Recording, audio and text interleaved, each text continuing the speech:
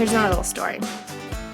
This is a true story. It happened to a mom who had 10 kids. So she kind of knows what she's talking about. She has lots of experience in that department.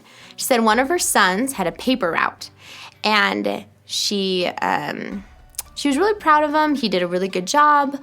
One morning, he was on the floor with all of these papers and with all these plastic bags and rubber bands, and he was like working really fast to try and put all the papers in the plastic bags and tie them with rubber bands so he could go on his bike and do his paper route. But she noticed the reason he had to put the paper bags, or the plastic bags around the papers, was because it was pouring rain outside, and she just felt so bad for her son. She loves her son. And she felt so bad that he would have to ride in the rain. So she decides to go get her keys. She's gonna take them in the car. It'll be faster, and then he can just throw them out the window. It'll just be better, and he won't have to ride in the rain, right? So she goes and gets her keys and comes back. And then she has a very strong feeling. And she looks at her son's face. Her son's not looking at her. He's still doing his job, right?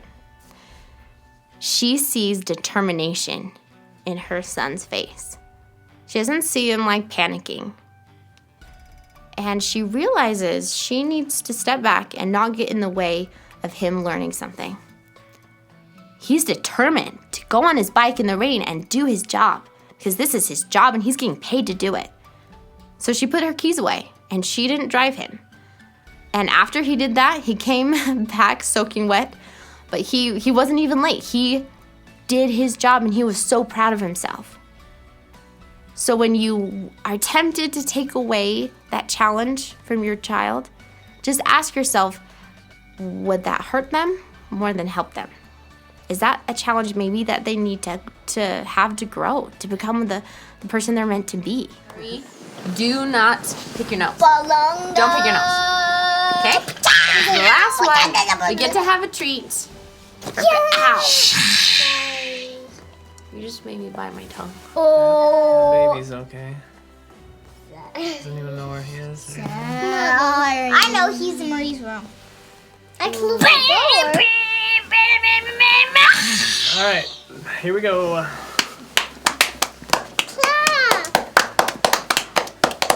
you starting this out, Mommy? Sure. Okay, stop.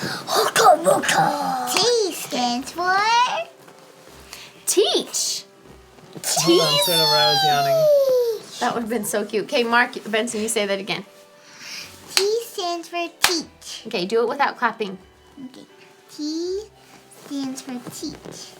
Yes. T stands for teach. Teach. So not only stories, through stories can parents teach children, can we teach each other, but what other ways?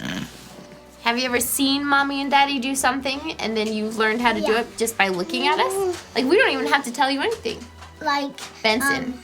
He hasn't talked in a little while. You also are telling us like how to cut stuff.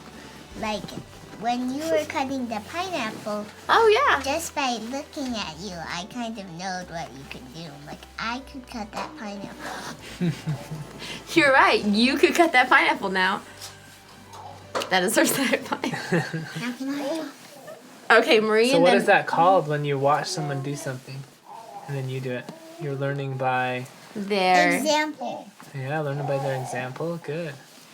And at swimming lessons, I know how to swim because I watch my teacher how to do it, so I can do it. Good job, Marie. Or ask. So this is a very important principle that I can't say enough about. As we are the parent, we feel like we have all the answers, right? We want to have all the answers. We want to be seen as the authoritative figure that has those answers. But we do our kids a disservice if we always answer all their questions.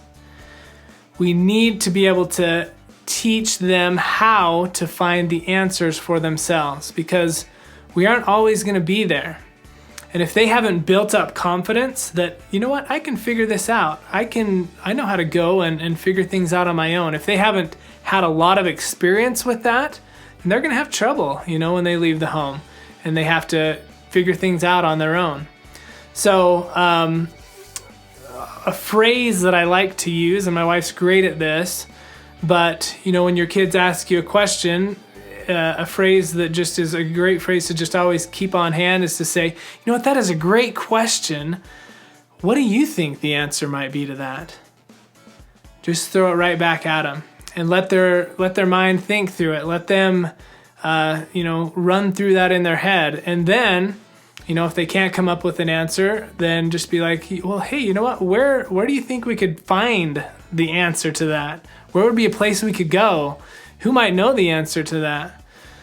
And just kind of play that out and help them go through that process of realizing that they can find answers to things on their own. And the funny thing is, a lot of times, because we think we know the answer, right? And so a lot of times we'll spout out something, and honestly, that's easier to do most of the time to just tell them than to take the time and kind of work them through it.